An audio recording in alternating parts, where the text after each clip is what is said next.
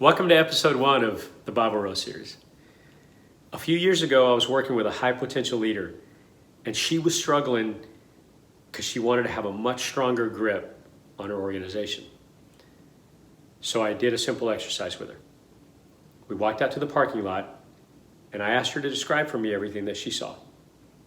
We then went back inside and up to a much higher floor, and I picked a window with a great view and asked her to do the same. She immediately got one of the key points of the exercise. As a leader, she needs to pull herself out, create the space so that she can have a much better view of the entire picture. But that wasn't the main point.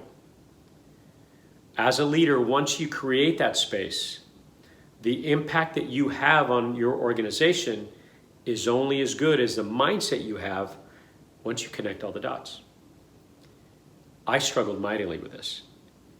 In 2011, after we had come out of the last crisis, we were experiencing some fortunate growth, and I was narrating a story at Populous Group that I wanted to be long-lasting and meaningful so it would create a lot of opportunity for a lot of great people. And one of the big struggles that I was having was evaluating all the pieces that make up the entire ecosystem. Well, a dear mentor did for me what I'm going to do for you today.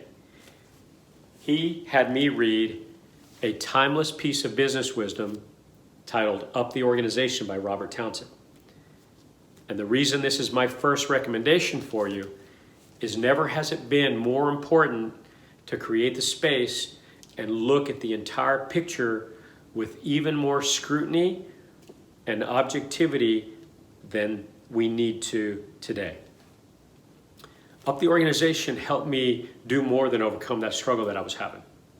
It helped me answer one big question.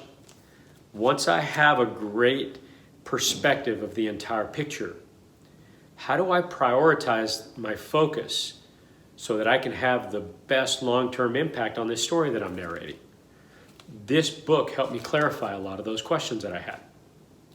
Now, there's a couple of things that I want to share with you about this book. It was written a long time ago. So if you struggle with sarcasm or if things have to be perfectly PC for you, don't read this book. It's going to drive you nuts. However, if you loathe bureaucracy and you want to rid your organization of some of the symptoms that will destroy your organization from the inside out, this reads for you. It helped me eliminate that struggle. It gave me a lot of clarity in that picture that I was trying to get a much better grip on, just like that leader that I was coaching. So you got this? All hail the underdogs.